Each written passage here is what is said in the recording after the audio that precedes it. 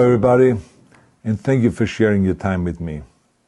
I'm sending this message through various different channels to reach my dear Russian friends and the Russian soldiers serving in Ukraine. I'm speaking to you today because there are things that are going on in the world that are being kept from you, terrible things that you should know about. But before I talk about the harsh realities, let me just tell you about the Russian who became my hero.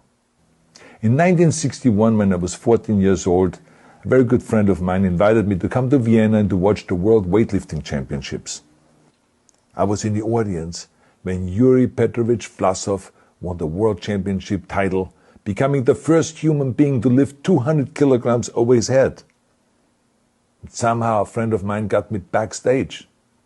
All of a sudden there was a 14-year-old boy standing in front of the strongest man in the world. I couldn't believe it. He reached out to shake my hand. I still had a boy's hand. He had this powerful man's hand that swallowed mine. But he was kind, and he smiled at me. I will never forget that day. Never. I went home and I put his photo above my bed to inspire me when I started lifting weights.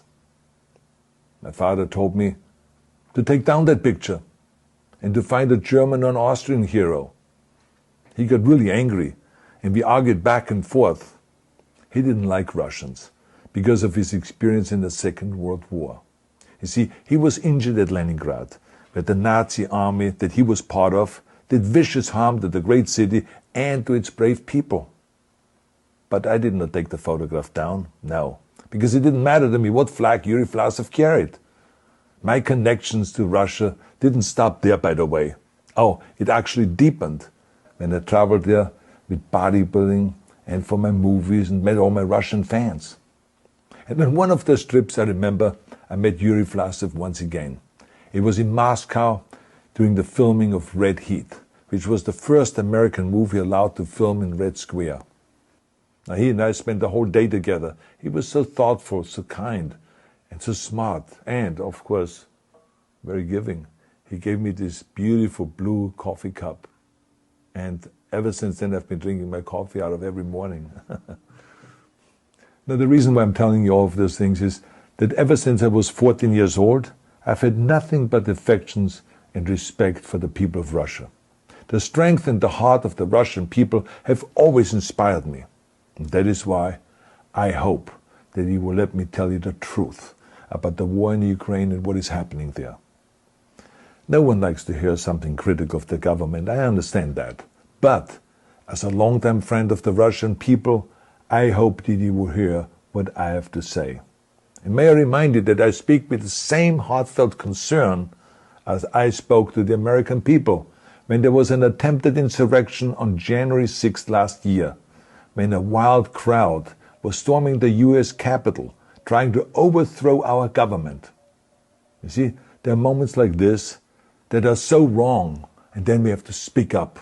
And this is exactly the same with your government. I know that your government has told you that this is a war to denazify Ukraine. Denazify Ukraine? This is not true. Ukraine is a country with a Jewish president, I might add, whose father's 3 brothers were all murdered by the Nazis. You see, Ukraine did not start this war. Neither did nationalists or Nazis. Those in power in the Kremlin started this war. This is not the Russian people's war. No. As a matter of fact, let me tell you, what you should know is that 141 nations at the UN voted that Russia was the aggressor and called for it to remove its troops immediately. Only 4 countries in the entire world voted with Russia. That is a fact. See, the world has turned against Russia because of its actions in Ukraine. Whole city blocks have been flattened by Russian artillery and bombs, including a children's hospital and a maternity hospital. 3 million Ukrainian refugees, mainly women, children, and elderly, fled their country, and many more are trying to seek to get out. It is a humanitarian crisis. Because of its brutality, Russia is now isolated from the society of nations. You're also not being told the truth about the consequences of this war on Russia itself. I regret to tell you that thousands of Russian soldiers that have been killed. They have been caught between Ukrainians fighting for their homeland and the Russian leadership fighting for conquest. Massive amounts of Russian equipment have been destroyed or abandoned.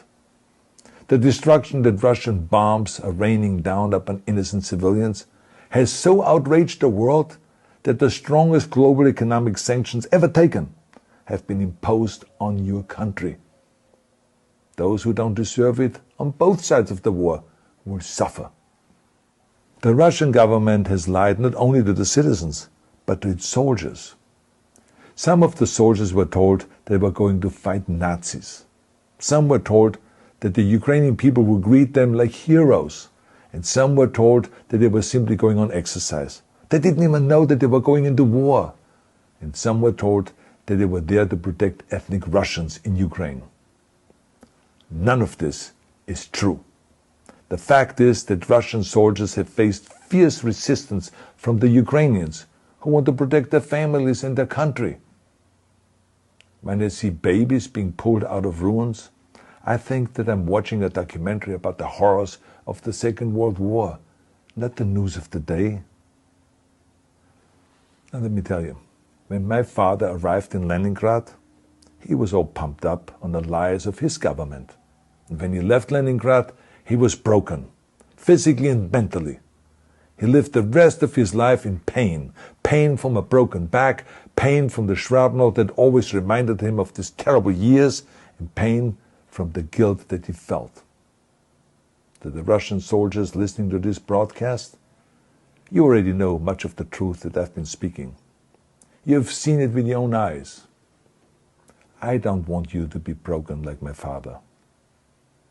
This is not the war to defend Russia that your grandfathers or your great-grandfathers fought. This is an illegal war. Your lives, your limbs, your futures are being sacrificed for a senseless war condemned by the entire world. Now, to those in power in the Kremlin, let me just ask you, why would you sacrifice those young men for your own ambitions? To the soldiers who are listening to this, remember that 11 million Russians have family connections to Ukraine. So every bullet you shoot a brother or a sister. Every bomb or every shell that falls is falling not on an enemy, but on a school, or a hospital, or a home. I know that the Russian people are not aware of such things are happening. So I urge the Russian people and the Russian soldiers in Ukraine to understand the propaganda and the disinformation that you are being told. I ask you to help me spread the truth. Let your fellow Russians know the human catastrophe that is happening in Ukraine. And to President Putin I say, you started this war. You are leading this war. You can stop this war.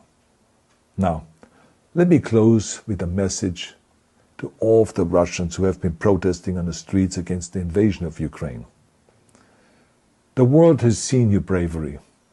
We know that you have suffered the consequences of your courage. You have been arrested, you have been jailed, and you have been beaten. You are my new heroes.